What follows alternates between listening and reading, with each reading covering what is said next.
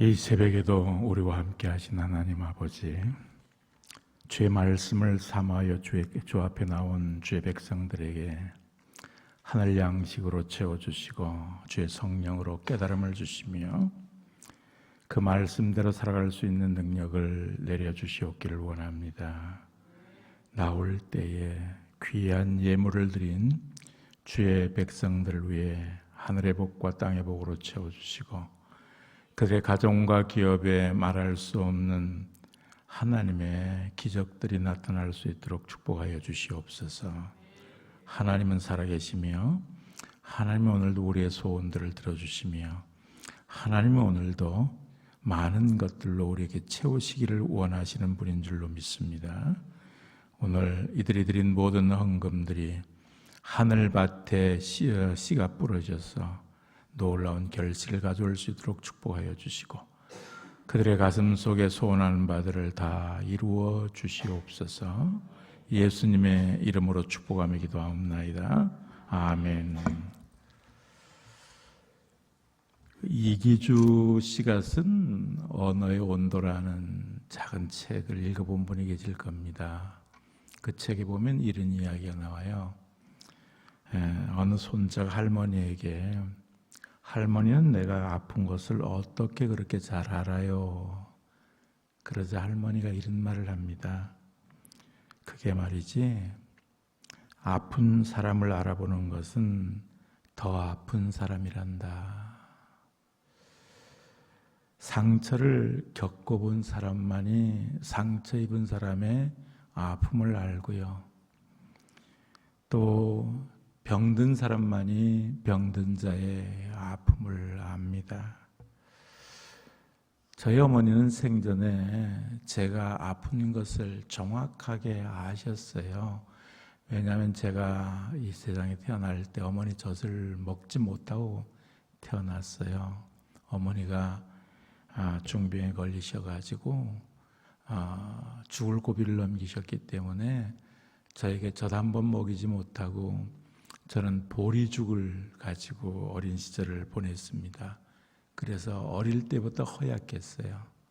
그래서 어머니는 항상 저에 대한 남다른 관심을 가지고 계셨기 때문에 제가 아프면 제 아내에게 전화해서 그 목사가 아프지 정확하게 아세요. 저는 누구보다도 고통을 많이 당한 사람입니다. 지금은 멀쩡하게 보이지만 저의 일생은 거의 고통으로 세월을 많이 보냈습니다. 그래서 어제 제 아내가 이야기했듯이 성도들이 당하는 고통이나 병든 자들을 신방하게 되면 어떤 때 겨우 3가정, 2가정만 하면 제가 아파서 더 이상 신방을 하지 못합니다. 저는 이 곁에 있는 그 아덕도라는 곳에 아버지가 전쟁 고아를 데리고 내려와서 고아들 180명을 데리고 그래서 고아원을 했는데 그 당시에 여기는 포로 수용소가 있지만 가덕도라는 곳은 피난민들이 모였어요. 그래서 한 6천 명 정도가 그곳에서 살았는데 지금은 한 1,500명밖에는 살지 않는다고 그래요. 근데 그 가덕도라는 교회 안에는 교회가 5교회가 있었습니다. 이 5교회가 겨울이 되면 연합 부흥사경회를 했습니다. 서울이나 이런 곳에서 아주 유명한 목사님 부흥사가 와서 부흥회를 하게 되는데 그 당시에만 해도 월요일날 저녁에 시작하면 토요일날 새벽까지 했거든요.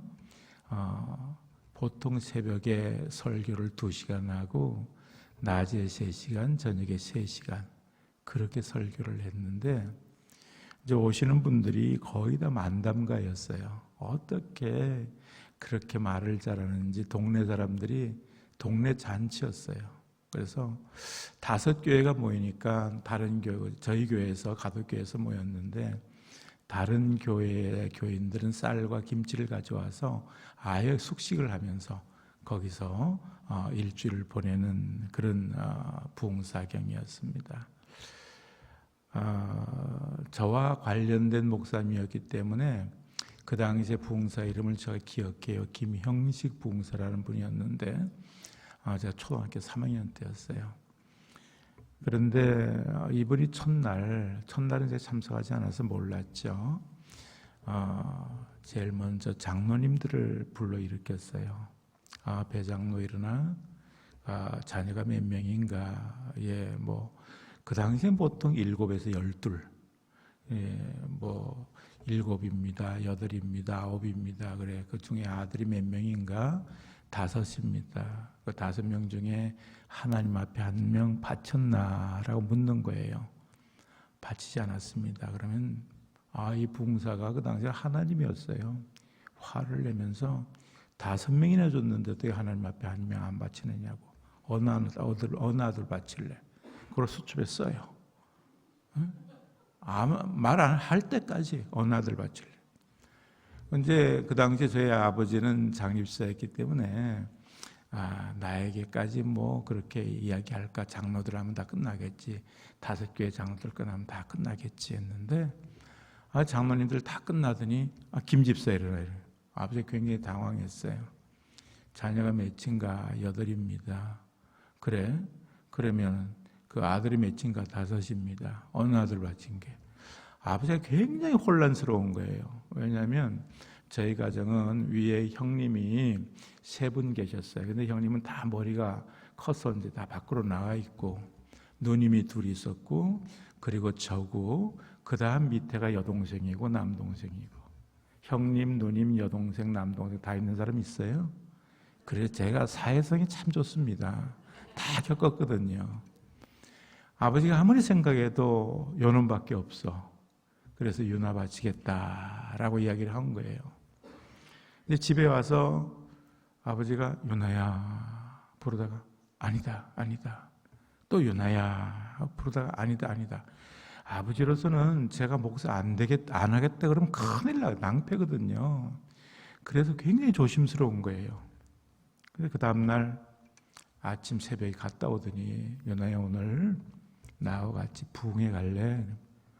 저는 좋죠. 왜냐하면 그 당시에 소도 키웠고 돼지도 있고 그 다음에 닭도 있고 염소도 있는데 전부 제가 다 키웠어요. 왜냐하면 제가 제일 남자로는 저 혼자밖에 없었잖아요. 그러니까 부흥회 가면 제가 다 여물도 끓여줘야 되고, 근데 그거 안 하고 제일 좋은 것이 부흥회 가면 쌀밥을 먹어요. 그 고아원에서 먹는 밥으로 같이 먹었기 때문에 1년에 쌀밥 몇 번 못 먹었거든요. 그래서 쌀밥 먹는 것이 그냥 너무너무 좋아서 가자 따라갔어요. 그런데 어린 저의 모습으로서는 그냥 잠이 오면 자면 되잖아요. 어머니 무릎에 베고 자면 되는데 재미가 있어요. 말씀하는 게. 한 30분 이야기를 듣고 깔깔깔 웃으니까 부흥사가 저를 보더니 야 저놈 봐라. 아직도 안 자고 잘 듣네. 30분마다 이 부흥사가 저 때문에 은혜를 받는 거예요. 저놈 봐라. 나중에는 너 이름이 뭐냐? 계속 30분마다 체크를 해요. 3시간 동안 제가 꼼짝도 안 하고 다 들었거든요. 초등학교 3학년이요. 3시간을 부흥회에서 이야기를 다 듣는다는 기적이에요. 이거는 하나님의 은혜가 아니면 있을 수 없는 일이에요. 끝나더니 이 목사님이요 인사하러 나가지 않고 날 부르더니 그 강대상 앞에서 딱 무릎을 꿇고 저하고 시선을 맞추더니 제 이름도 물어보고 뭐도 물어보고 안아주기도 하더니 너 오늘 날 따라가자 그러더라고요. 그 당시에 가덕도에는 음식점이 없어서 이 부흥사들을 대접하는 것은 장로님들 돌아가면서 대접을 했거든요. 그래서 대접하는 그곳에 나를 데려간 거예요. 배장로님 집에 갔는데 방에 딱 들어서는 순간 깜짝 놀랐어요. 얼마나 먹는 음식이 많이 차려져 있든지 상다리가 부러질 정도로, 거기 보니까 섬이니까 생선이란 생선은 다 있고요. 거기다 소고기국에다가 쌀밥에다가 불고기에다가 처음 보는 음식이 꽉 차 있는데 그냥 눈이 확 돌아가더라고요. 그런데 섬 음식이요 맛이 없어요. 짜고 맵고 그렇잖아요. 그러니까 이 부흥사가 별로 마음 먹질 않아. 그리고 모든 좋은 것들은 다 이렇게 볼게 해가지고요, 제 숟가락에 다 올려놓는 거야. 본인은 안 먹고 이거 먹어라, 이거 먹어라, 이거 먹어라. 대접하는 배장로님 네 분이 화가 난 거야. 전부 내가 먹거든. 나하고 시선 딱 마주치면은 고개를 하면서 먹지 말라고. 근데 그 어린 나이에 지금 먹는 게 있는데 그거 안 먹겠어요, 제가? 배불리 먹고는 배장로님하고 얼굴도 마주치지 않고 도망쳐가고 집으로 올라왔어요. 거기서 집까지는 한 30분 이상 걸어서 올라와야 되는데, 올라와서 아버지가 계시더라. 아버지, 아빠 오늘 제일 배 터질 정도로 먹었어. 이것도 먹고 저것도 먹고 이것도 먹고 저것도 먹고. 그랬더니 아버지가 그 순간을 놓치지 않고 너 목사할래? 제가 뭐라 그랬겠어요? 하죠. 왜요? 그 당시에 우리의 로망은요, 우리의 꿈은 부자 되는 거고 배고프지 않고 먹는 것이 우리의 꿈이었어요. 그런데 가만히 목사가 되니까 잘 먹겠더라고요. 어린 마음에 야, 목사 되면 잘 먹겠구나. 그거 한 가지 생각하고 제가 목사 되겠다고 한 거예요. 근데 그 다음날 주일날 가니까 교회 주보에 목사 될 사람의 명단이 쫙 적혀져 있는 거예요. 그리고는 순환이 시작되는데, 학교 가서 뭐 해가지고 가위바위보 해가지고 뭘 고를 때나 뭐 할 때는 난 다 빠지는 거예요. 목사 될 사람은 양보해야 돼. 계속해서 뭐 고구마를 놓고 가위바위보에 골라도 제일 못한 거 제일 마지막에 목사 될 사람이 차지가 된 거예요. 그래서 당연히 그런 줄 알았어요. 다 양보해야 되고 뭐 거짓말도 하면 안 되고 뭐 얼마나 깨끗하게 살았든지 그 당시에 목사 되는 것은요, 이게 온 교회가 지켜보는 거예요. 온 교회가 목사 될 사람을 키우는 거예요. 그래서 조금만 잘못하면 목사 될 사람이 그러면 되나? 그러니까는 정말 그 당시에 영성이 굉장히 뛰어났어요. 제 평생에 그 당시에 영성만큼 뛰어난 적이 없어요. 내일 제가 오늘 저녁에 그런 이야기를 할 건데, 기적도 많이 보았고요. 그리고 이제 고등학교는 부산으로 나온 거예요. 부산으로 나와서 그 판자촌에 들어가서 생활을 교화원 애들하고 같이 다니면서 그 옆에 있는 교회를 다녔는데, 몇 주 다니고 나니까 목사님이 우리를 부르더라고요. 그 교회도 판자촌이야. 그래서 딱 갔는데 목사님을 가까이서 보는 순간 구역질이 날라고 그러더라고요. 이 양복을 한 벌 가지고 1년 계속 입어서 냄새가 너무 지독한 거예요. 그리고 그 당시에 포마드를 발랐잖아요. 머리를 안 감아가지고요, 이 여기에 하얀 눈이 비듬이 하얗게 내려있는 거예요. 막 구역질이 날라고 그래요.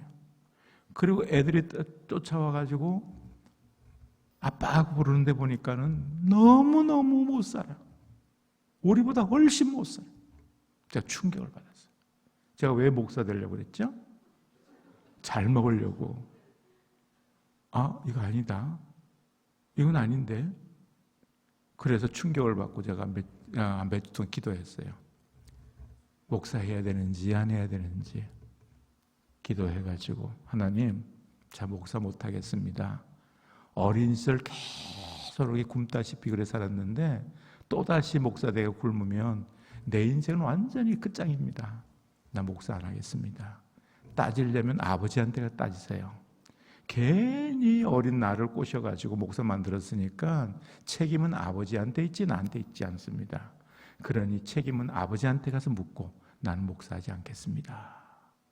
그렇게 딱 선언을 하고, 목사 안 되겠다고 하니까 그다음 어떻게 영혼이 자유로운지, 살짝 거짓말해도 양심의 가책이 안 되고 워낙 억눌려 살았기 때문에요.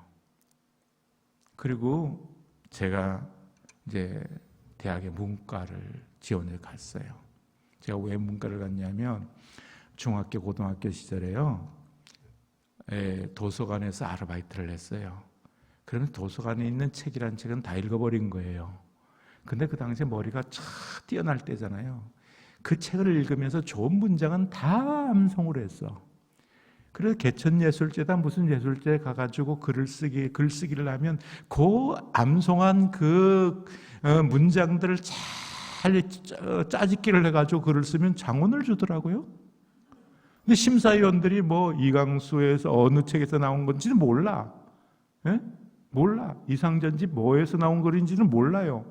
그래가지고 제가 착각을 한 거예요. 아, 내가 문학적인 소질이 있구나. 그래 문과에 간 거 아니겠어요. 문과에 들어가서 한 학기를 공부를 하고 났는데 머리가 아프기 시작한 거예요. 아마 연세 많으신 분들은 뇌신이라는 거 알 거예요. 그 머리 아픈데 먹는 약, 일본에서 나오는 그 약을 먹어도 머리가 낫질 않아. 근데 이제 제 친구가 부산에 유명한 신경계통의 의사가 있는데 장로님인데 이분이 가난한 사람들은 잘 이렇게 도와준다고 그래요. 그래서 그분을 병원에 갔어요. 가서 그분이 이제 사진도 찍어주고 기다리라고 그러더라고요. 기다리는데 한참 후에 간호사 제 이름을 부르 김윤아 씨 갔더니 약을 줘요. 야, 이 약 먹으면 낫겠구나. 얼마나 기쁜지 그 약을 가지고 2층이었는데 1층으로 이렇게 내려오면서 약을 딱 펼쳐봤더니 건의정이에요. 여러분 건의정이라는 거 아세요? 그 당시 국가에서 고아원에 나왔던 소화제예요. 이 혀를 딱 대보니까 이게 건의정이더라. 이게 약 바뀌었구나. 이러고 올라갔어요. 아니 머리 아픈 사람에게 소화제를 주면 어떻게 합니까? 그랬더니 자기들이 숙덕숙덕 하더니 원장님이 들어오시래요. 원장님이 저 앞에 딱 놓더니 사진을 딱 내놓더니 사진 속에 종양이 이따만한 게 있는 거예요. 그런데 이 종양이 지금 계속 크고 있는데 굉장히 중요한 신경을 계속 누르고 있다는 거예요. 그 당시에만 해도 40몇 년 전에 우리나라에 이 뇌를 수술한다는 것이 발달되질 않았어요.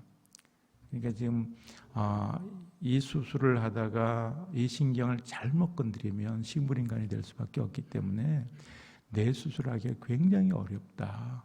미국이나 일본 같으면 또 모르겠는데 아직까지는 이건 참 어려운 수술이다. 그리고 거의 우리나라에서는 불가능한 거다. 그래서 저는 그 이야기를 듣는 순간에 그러면 얼마나 살 수 있나요? 라고 물었어요. 그랬더니 굉장히 난감해하면서 이 악성종양인데 열어봐야 알겠지만 암일 가능성이 많다는 이야기를 하면서 6개월 정도를 이야기를 하면서 6개월 정도 사는 게 중요한 게 아니고 고통을 어떻게 견디느냐 하는 것이 중요한 거다. 너무너무 아플 거다. 그래 방학인데 제가 집에 들어가지 아니하고 저 신평에 있는 곳에 가서 그 대지우리 막사 옆에 작은 집에 친구와 함께 자취를 하면서 그때부터 막 먹으면 토하는 거예요. 조금씩 물도 조금씩 마시고 조금씩 먹었는데 너무너무 고통스러워요. 그리고 몸무게가 40몇 킬로까지 떨어지는 거예요. 그러니까 머리도 안 깎고 얼굴도 이러니까 귀신처럼 사람들이 보면 귀신 같아서 나가지를 못했어요. 그러다가 제가 얼마 후에 생각하기를 안 되겠다. 내가 이대로 죽을 수는 없다. 하나님을 만나야 되겠다. 그래서 일본 사람들이 니코사쿠라는 배낭에다가 옷까지 하고 놓고 가스도에 가면 전쟁 이거 일본 사람들이 파는 굴들이 있어요. 전쟁 굴이. 이제 그 이만 굴이 있는데 그 굴을 청소를 내가 친구 청소하고 거기다 얼금얼금 해가지고 문도 만들고 해서 거기서 금식 기도를 시작했습니다. 금식 기도를 하면서 수없이 많은 소원을 하고 또 하나님 앞에 살려달라고 기도하는데 한 15일째쯤 됐을 때에 억수까지 비가 쏟아지더라고요. 비가 쏟아지는데 환청이 들리기 시작하더라고요. 나가라. 친구들이 올라올 때 환청이 들리면 이제는 과부하니까 내려오라고 그러더라고요. 내가 여기 있어도 죽고 내려가도 죽을 바에야 기도하다 죽지. 그래서 안 내려가겠다고 버티는데 정확하게 요나야 나가라, 요나야 나가라, 요나야 나가라. 제 이름을 부르는 거예요. 아, 이건 환청이 아니잖아요. 그래서 옷가지를 주섬주섬 입고 그 굴을 나오는 순간 굴이 무너져 버리는 거예요. 한 20m 쭉 향톡이 쫙 흘러내려가더라고요. 아, 하나님이 나를 죽이려고는 안 하는가 보다. 그래서 주섬주섬 이제 비를 맞으면서 그 산을 내려오게 되었어요. 비를 맞으면서 막 번개가 치고 우레가 치고 억수가지 비가 쏟아지는데 갑자기 번개가 치더니 그 번개가 치면서 제 머리를 스쳐 지나가는, 그래서 저는 쓰러져 버렸죠. 그러면 쓰러지면서 제가 아직도 정확하게 기억하는, 하나님 해도 너무합니다. 내가 무슨 죄를 졌길래 중병이 걸려 죽게 하더니 이제 벼락 맞아 죽게 합니까? 벼락 맞아 죽으면 우리 부모님들이 어떻게 삽니까? 그래서 제가 죽는 줄 알고 쓰러졌거든요. 아마 벼락이 스쳐 지나갔겠죠. 얼굴에 빗방울이 쭉쭉 흘러내리는 것을 느끼고 눈을 떴을 때 머리가 아프질 않아요. 제가 벼락 맞고 산 사람이에요. 정통으로 맞은 건 아니겠지만 하나님이 벼락으로 제 부분을 고쳐주신 거예요. 그래서 그 다음날 당장 제가 병원으로 나왔어요. 이거 자세하게 이야기하려면요 하루도 모자라요. 그래 나와가지고 병원에 갔어요. 봤더니 간호사들이 다 도망가는 거야. 귀신 왔다고. 그래서 제가 원장실을 알잖아요. 원장님 문을 들고 들어요. 원장님도 놀래가지고 도망가려고 그래요. 그래서 원장님 제가 누군데 제가 여차여차해서 머리가 아프지 않는데 한 번만 제 머리를 좀 찍어주실 수 있겠느냐고. 그래서 그 장로님이 제 머리를 다 찍고는 흥분해서 뛰쳐나오는 거예요. 없어졌어. 깨끗해졌어.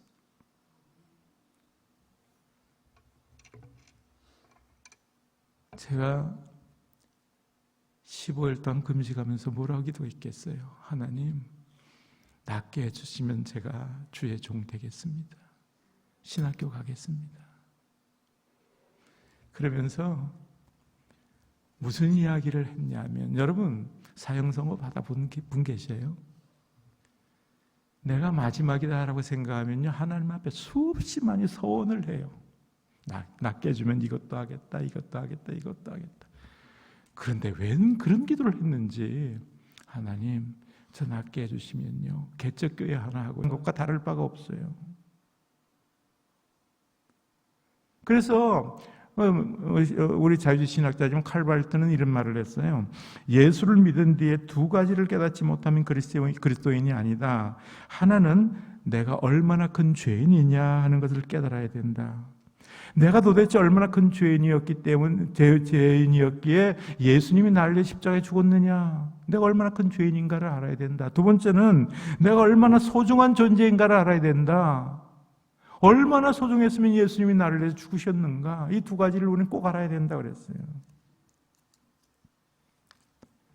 그러므로 우리에게 가장 소중한 것은 내 외면에 내 얼굴과 내 외적인 것들을 만들어가고 포장하고 화장하고 여기에 있는 게 아니에요. 중요한 건 내 속에 하나님의 형상이 얼마나 담겨 있느냐, 얼마나 하나님의 형상을 내가 만들어가고 있느냐, 내가 얼마나 예수를 닮았느냐, 이것이 내 가치를 결정하는 거다 이 말이에요. 그래서 오늘 우리가 알아야 되는 것은, 바울은 우린 질그릇이다, 이것을 강조를 먼저 해요. 질그릇이다.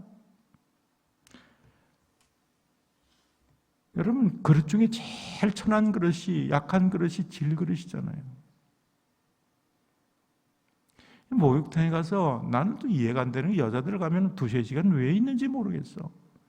뭘 그렇게 자꾸만 때를 뺏기는지. 그냥 둬요. 이 흙이잖아요. 흙이 묻었는데 뭘 그렇게 뺏기려고 그래요. 그럼 때 뺏긴다고 해서 이것이 흙이잖아요. 흙이에요. 흙의 본질만 드러날 뿐이에요.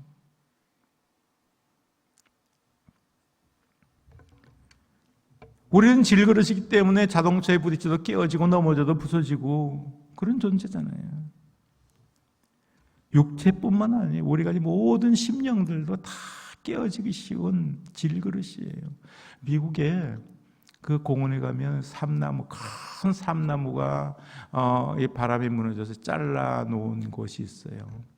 이만해요.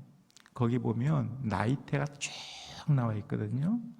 그런데 식물학자들이 이 나이테를 보고 이 나무의 역사를 아는 거예요.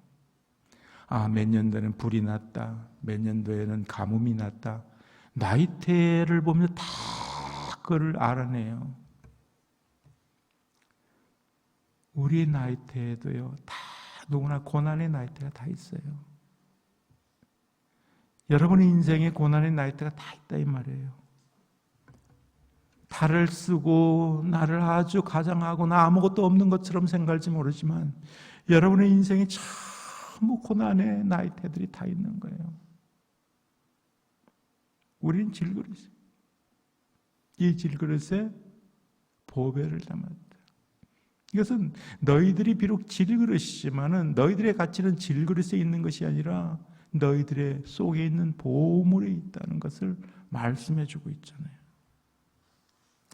그런데 오늘 제가 하고자 하는 중요한 것은 그런 것들이 아니에요. 우리 속에 이 질그릇이 있는데 왜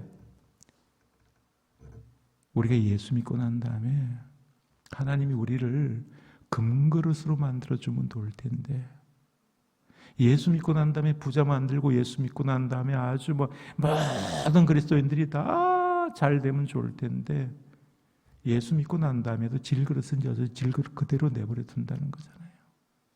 예수 믿은 사람이 믿지 않는 사람이나 똑같이 질그릇 그대로 있는 거예요. 왜 그럴까요? 이 이야기를 하려고 그러는 거예요. 자, 왜 하나님이 하필이면 하나님이 흙으로 우리를 만드셨을까? 궁금하지 않으세요? 왜 흙으로 만드셨을까요?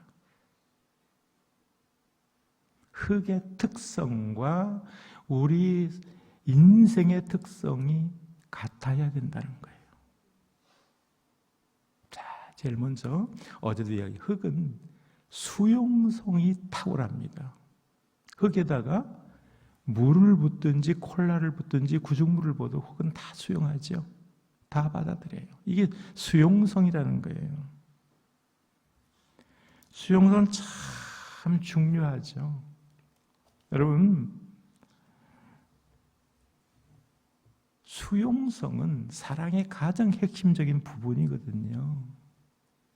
저희 어머니는 저희 자녀들에게 수용성이 특별한 분이셨어요. 저희 어머니에 대한 이야기 참 많은데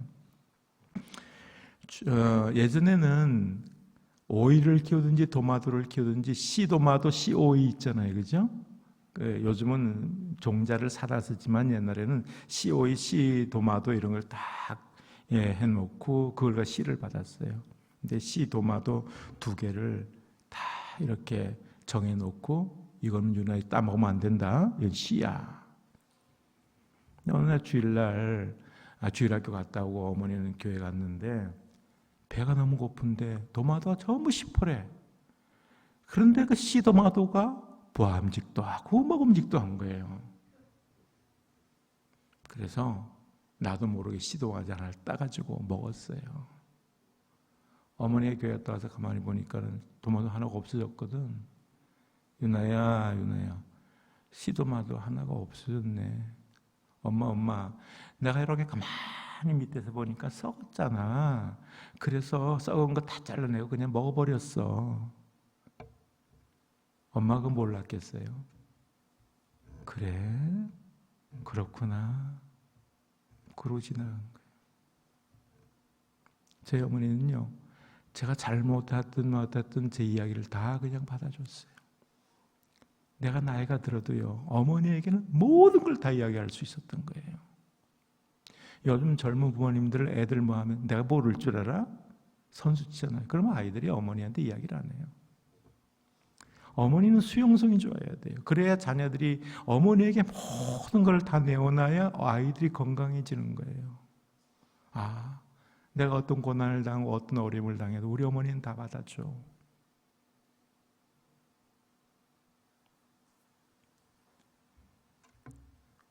어머니의 그 수용성 때문에 저는 어떤 일이 있어도 어머니에게 다 이야기할 수 있었어요. 요즘 아이들은 자기의 문제를 누구에게 내놓을 수가 없는 거예요. 내놓기 전에 내가 다 아는데.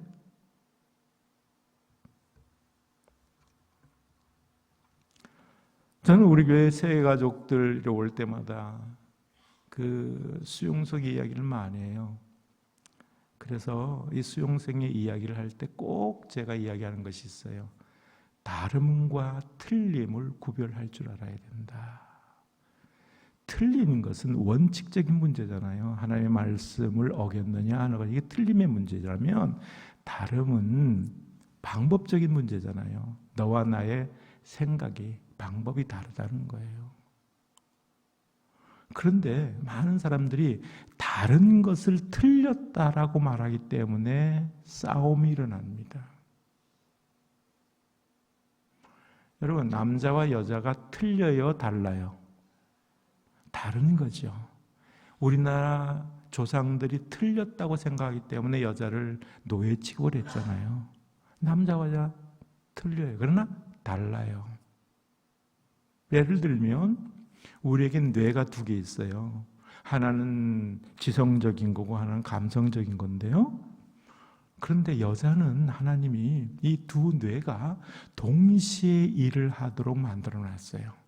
그래서 여자는 핸드폰을 이렇게 하면서 칼질하면서 TV를 봐요. 그러면서 TV도 보고 칼질하면서 전화도 받아요. 왜? 뇌 두 개가 동시에 활동하니까. 남자는 뇌 하나가 활동을 하면 딱 막혀요.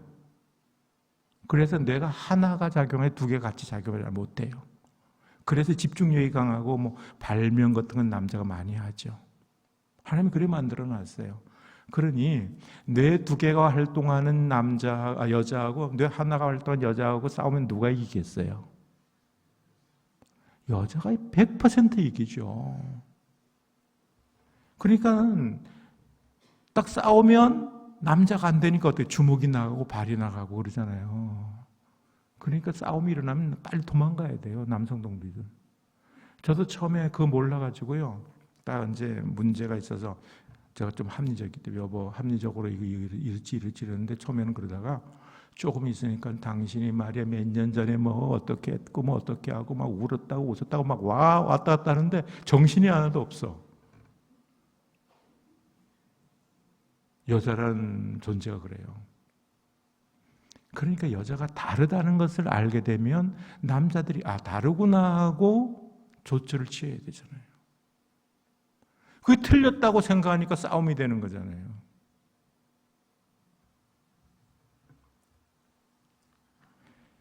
흙이라는 것이 수용성이 탁월하기 때문에 인간은 흙과 같이 수용성이 탁월해야 된다. 다른 것은 수용할 수 있어야 된다. 틀린 것은 정확하게 절해서는 안 된다고 말할 수 있어야 되지만은 다른 것은 수용할 수 있어요. 교회 안에서 다른 것을 수용할 수 있어야 되는 거예요. 항상 내 기준을 가지고 다른 사람 비판하고 판단할 것이 아니라 저 사람이 나하고 다르구나. 그걸 이해하고 관용을 해야 되는 거예요. 이게 흙된 존재에 하나님이 흙으로 만든 이유예요. 두 번째는 흙은 봉사성입니다. 흙은 봉사의 도구가 됩니다. 흙은 자기를 위해서 존재하지 않아요. 흙은 자기 자체를 위해서 존재하는 게 아니에요. 흙은 자기를 도구로 해서 도자기도 만들고 그리고 또 콩도 재배하고 팥도 재배하고 농사도 짓고 흙으로 벽돌도 만들고 흙은 자기 자신을 던져서 도구가 되게 하잖아요. 동사의 도구가 되게 하잖아요. 우리는 청직으로 부름받은 자들입니다. 우리는 모두가 봉사의 도구가 되어야 된다. 흙처럼 나를 위해서 존재하는 것이 아니다면 흙이 다 다른 것을 위해서 존재하잖아요. 흙은 다른 것을 위해서 존재해요.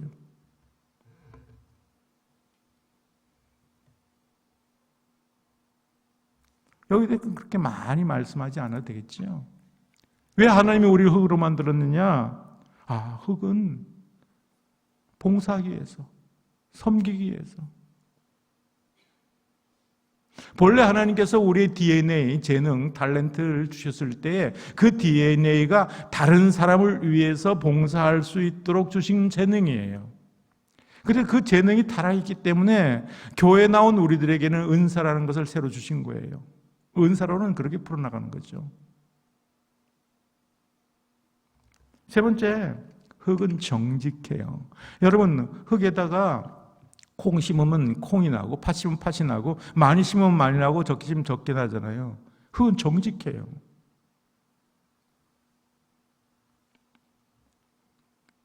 오늘날 그리스도인들에게 제일 중요한 문제가 이 정직 문제예요. 진실하게 살았다는 결론이 정직으로 나타나야 되는 거예요. 그리스도인들은 거짓말하면 안 돼요. 총회나 노회나 어느 교회나 제일 큰 문제가 거짓말이거든요. 참말만 하면 문제가 일어나지 않아요.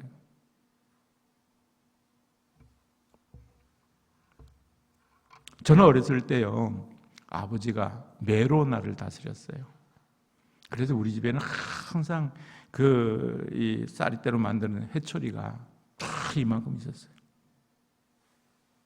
그런데 죄를 짓고 나면 그 죄에 대한 매 숫자를 나보고 정하라고 했어요. 한 번은 저희 집 위에 평양 목수댁이 있었는데 그 목수댁 아들하고 둘이서 그 어머니의 돈 훔쳐가고 엿싸 먹었어요. 그게 들켜가지고 아버지가 몇 대 맞을래 그래요. 30대 맞았거든요. 30대. 30대 맞으면 벌게 피가 날 정도고. 근데 한 번은 제가 거짓말을 했어요. 그래서 제가 거짓말을 했어요. 몇 대 맞아요? 10대. 그러니까 무슨 소리 하고 있어? 20대. 아니지. 30대. 아니지. 도둑질한 것보다 이게 더 크게 맞아야 되나? 50대 맞았어요. 아버지가 뭐라고 말씀하시냐면 도둑질을 한 것은 돌려줄 수 있지만 거짓말을 한 건 돌려줄 수가 없다. 그래서 아버지는 거짓말하는 것을 가장 큰 죄로 여기셨어요. 그래서 저는 부교육자들이 좀 실력을 모자라는 거는 실력은 싸우면 되는 거지만 거짓말하는 건 용서하지 않았어요. 미국 사회에서 거짓말 제일 잘하는 민족이 우리나라잖아요. 우리나라 사람들이잖아요. 슈퍼를 한 사람들이 슈퍼에 있는 그 가격표하고 찍는 가격 다르게 거짓말을 하고 돈 버는 것이 우리나라. 이 나라가 지금 왜 이래? 다 거짓말을 하기 때문에 이런 문제가 생기는 거예요. 여러분이 빛과 소금이 된다는 건 정직해야 돼요. 우리 흙은 정직해요. 네 번째 흙의 특성은 생명성입니다. 흙은 모두 생명 자체는 아니지만 생명을 생명되게 하는 데 있어요. 씨앗을 심으면 열매를 맺게 하잖아요, 흙이. 질그릇의 사명이 뭐예요? 우리 속에 생명을 키우는 것이 흙의 사명이에요. 왜 우리의 흙그릇이냐 하면 이 흙을 통해서 내 영혼을 키우고 내 생명을 키우고 다른 사람의 생명을 키우는 것이 흙이 해야 할 일이래요. 흙그릇이 해야 할 일이에요. 우리 흙에 생명이 심겨지지 아니하면 흙은 황폐해질 수밖에 없어요.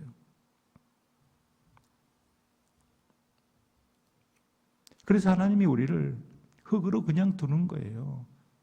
왜? 너희들은 흙처럼 살아야 된다는 거예요. 흙처럼 살아야 된다. 그런데 오늘 본문에 보면 또 왜 흙으로 그냥 두시느냐 하면 아주 특별한 말씀이 있어요. 7절에 보면 이는 심히 큰 능력이 하나님에게 있고 우리에게 있지 아니함을 알게 하려 함이라. 다시 말하면 너희들을 금그릇 만들어 놓으면 너희들이 금그릇 되면 너희들이 절대로 하나님이 이렇게 해주셨다고 말하지 않는다. 내가 노력해서 자수성가해서 이렇게 됐다. 그렇게 말한다. 그래서 너희들이 흙그릇 그대로 있을 때 겸손해져서 하나님 앞에 하나님께 영광을 돌린다. 우리가 부자 되고 권세를 잡고 성공한다고 해가지고 세상 사람들이 예수 믿는 게 아니고 우리가 비록 흙그릇이지만은 우리가 가진 그릇이 세상 사람 그릇보다 못한데도 불구하고 우리가 기쁨으로 살고 능력 있게 살고 우리가 정말 조금도 고난 속에 흔들리지 않고 사는 것을 보면서 세상 사람들이 제가 믿는 하나님이 뭔가 달라. 그래서 예수 믿게 된다.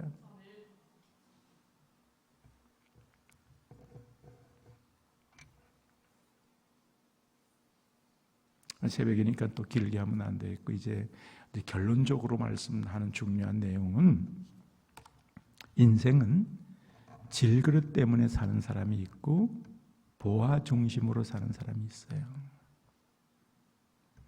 질그릇 중심으로 사는 사람은요, 그릇을 치장하는 데 인생을 다 바쳐요. 그러나 그릇은 깨어지게 돼 있어요. 부서지게 돼 있어요. 아무리 가꾸어도 그릇은 깨어지게 돼 있어요. 윌리엄 맥도날드라는 분은 이런 이야기를 했습니다. 물질 세상에서는 깨어진 것이 가치가 없다고 말한다. 유리컵이나 접시가 깨어지면 버린다. 흠집이 나면 그것으로 끝이다. 하지만 영적인 세계에서는 깨어진 것이 귀하다.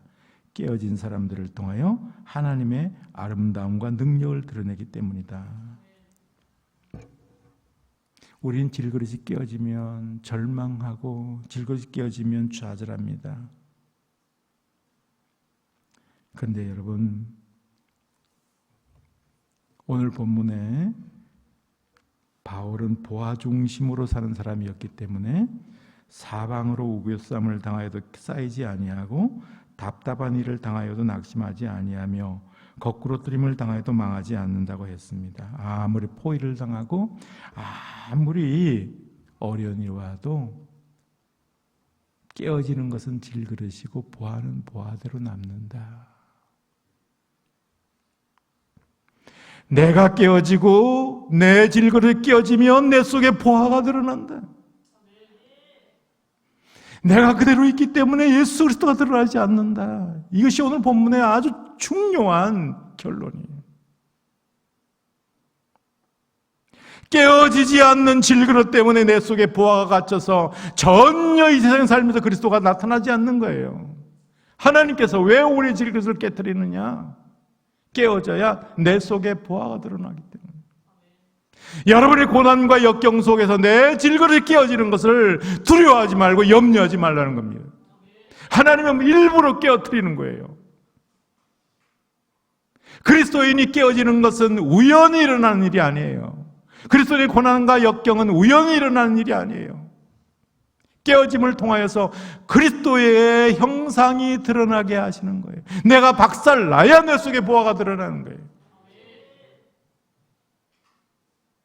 여러분 질병 때문에 혹은 여러 가지 사회 어려움 때문에 내가 깨어지는 그 순간에 여러분 억울해서 분통해서 하나님 앞에 원망하고 불평하지 마시고 하나님의 이 깨어짐을 통해서 내 속에 그리스도가 드러나는 것을 기뻐하며 찬양하십시오.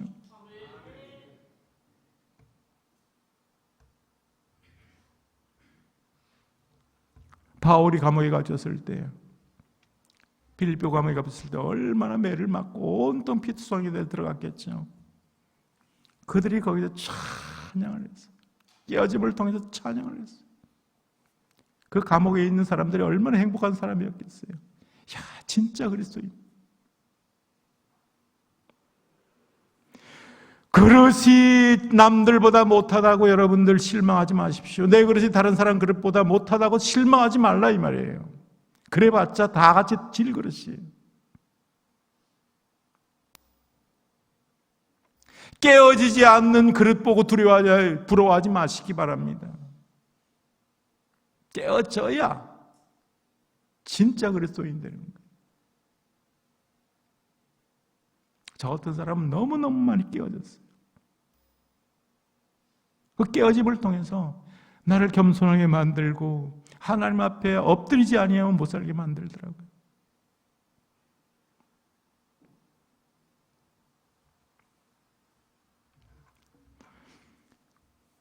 은퇴를 앞두고 평생 하나님은 저에게 계속 내려놓으라고 그러더라고요.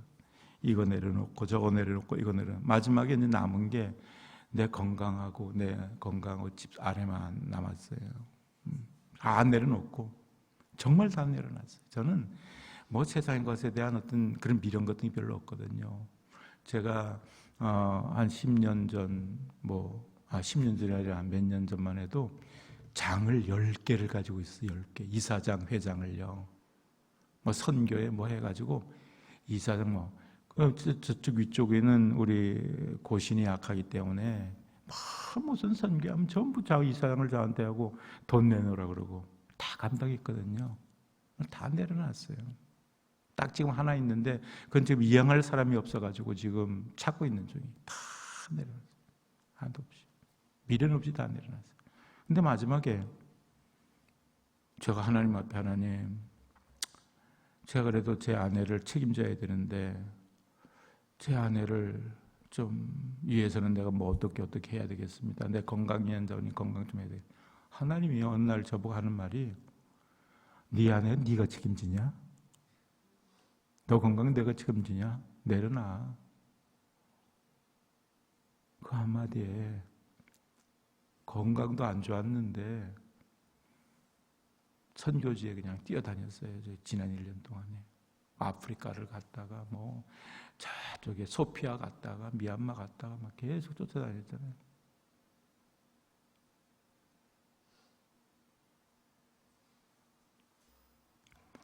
여러분 인생을 살면서 지금 고난 중에 계신 분이 있습니까? 하나님이 하시는 일이에요.